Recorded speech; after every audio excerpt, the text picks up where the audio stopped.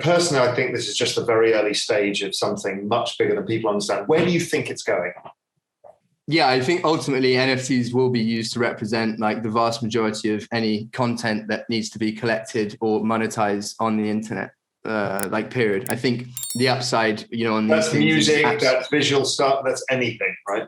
Video. That's anything. Yeah. I mean, it's like, tickets, for attending virtual events, whatever you want. I mean, you can ascribe pretty much anything to these things. They're just a mechanism through which you can, express this stuff, but they can really be used to describe pretty much anything. I mean, ultimately, we're already seeing things like financial products, like insurance contracts tokenized as NFTs. I think ultimately, as the area of focus matures, we'll see, NFTs used to, describe sort of rights to real world assets. So those can then be introduced to this new financial system and used as collateral in addition to, the current stuff we've got available to us.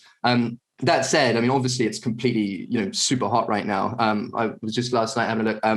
Since I put out that essay about 45 days ago, there's been an additional $662 million of transaction volume in NFTs, which is just insane. In 45 days, trading things like, collectible crypto punks or, NBA Top Shot as Top Shots, as you would have heard. But yeah, I think we're probably in for a cool off at some point, but I understand everyone's enthusiasm. How are these things going to be tradable? You're creating millions of things. How do they become tradable? Do we just price them all in Bitcoin or something?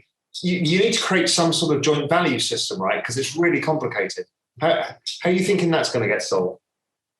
Absolutely. I think you do need that sort of unit of account, right, for all of these things. Currently, I mean, you can price and sell NFTs in whatever you want. A lot of people do it in USDC or DAI, or Decentraland has its own currency called Mana. I think the hardcore NFT community use ETH as the unit of account. And obviously you quickly point out that that's pretty volatile, but most people in the space at this stage kind of assume that ETH is going to appreciate over X horizon and therefore don't mind pricing stuff in ETH, even if there's, localized volatility.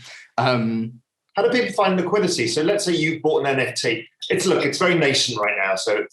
But currently you buy an NFT, let's say it's a piece of art. You say now, you think it's gone up, you try and flip it for a profit. Who do you sell it to? Where is the marketplace for all of this? And how does price discovery happen? Yeah, so the marketplaces, I mean, there are two universal ones that kind of underpin most stuff, unless it's a custom job. But as NFTs grow in a variety of application, we're seeing trading venues for these things fracture. So the early example that's really developed relative to other categories is art. I mean, you can trade art on OpenSea, but most of it's done through, Nifty Gateway, Super Rare, Maker's Place, Known Origin, Async, and so on. It's already, there's 5 marketplaces, each of which kind of distinguish themselves in slightly different ways. We'll see the same happen for game assets. There will be a huge global game marketplace that emerges where, there's most of the buyers and sellers for that particular style of NFT are there. But I think we'll see that broader landscape fracture into really specialized niches, like sort of custom front ends to the broader protocols. Again, like these things exist on Ethereum. So anyone that plugs into Ethereum can see all of the assets on there and trade them. But it's just, again, about that like contextualized front end. So that's a kind of trend that I expect will keep playing out. In terms of liquidity on them, I mean, at the moment, obviously it's super frothy, but all this stuff's highly subjective in terms of what's going to be sellable or whatnot. I mean, people claiming that there's that much method to the madness, I'm sometimes skeptical of. But because NFTs trade hands so infrequently, they are hard to price, right? These super high-end NFTs often won't really have, they definitely don't have any sort of form of liquid price, sort of price point. But we're seeing things like, I mean, I mentioned the fractionalization component already.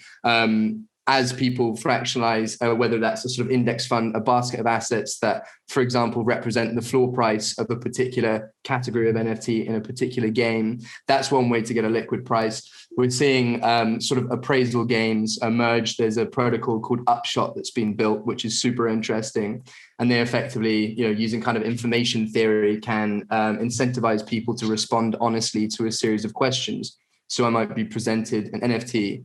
Do I think it's in X, Y, or Z price bracket? That's one style of question. And then they'll cross-reference that against another person who's asked, do I think this NFT is worth more or less? Like which one's worth more out of two, sorry.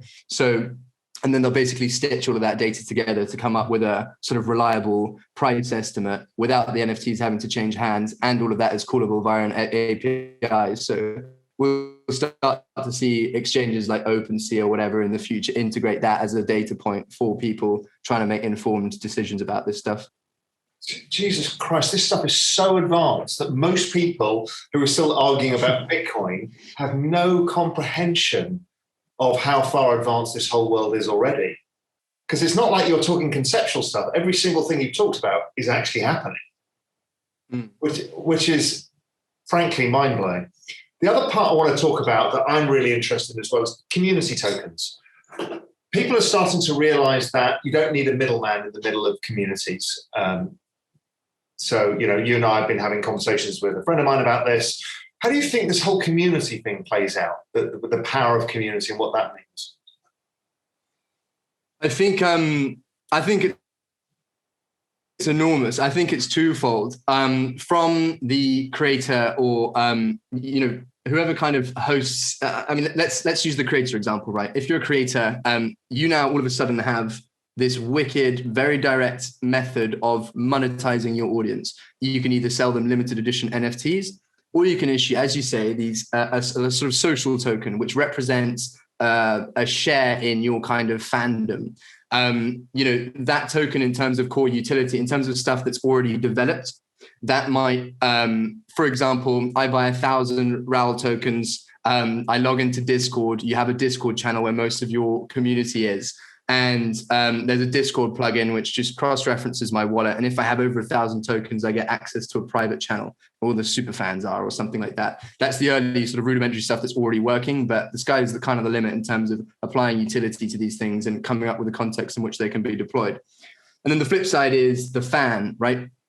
All of a sudden, these people are given a mechanism through which they can participate in the success of someone they love economically, as well as in a community sense. I think the kind of strength of the relationship is just, massively sort of amplified in that people feel genuinely aligned, beyond just like following and retweeting and stuff. They feel like they have a stake, a share in the upside. They feel like they have actual sort of ownership, partial ownership in that community. And therefore their sort of willingness to preach and evangelize and engage others and ensure the success of that creator. Yeah, you create network effects. You encourage network effects. Absolutely. And like the big problem that's still a bit unclear around like being able to buy directly into the community tokens aspect is like, sort of securities law. And at what point, if you're sort of buying those things with an expectation of sort of them appreciating, like that stuff's a bit murky. Currently, people are getting around that by effectively the way fans earn those tokens. They don't buy them, they earn them effectively. So it might be retweeting or liking. I mean, you can be very generous with the distribution of those tokens, but that's kind of the way around it for the time being. But yeah, I mean, because it kind of blows apart the advertising. It blows apart the advertising model, which is something you talked about before, right? Because now you're creating a direct value system between the creator and the community. They both benefit, and within it is no need to sell them anything necessarily. You don't even have to sell an NFT. And even an NFT is not a third-party brand getting in the middle of the conversation. Absolutely, yeah. And like you see that all the time of, these big social platforms that just sit in the middle of that, creator audience interaction and accrue the vast majority of the value. I mean, monetization in the music industry, for example, it's horrendous. It's criminal unless you're in that top percentile, it's terrible. And the same is true, you know, in esports or for a lot of streamers. I mean, like that's just the way that these Web2 platforms have been constructed. But absolutely, there's a viable monetization sort of alternative now that's like a win-win for the creator and the audience, just not the Web2 platform.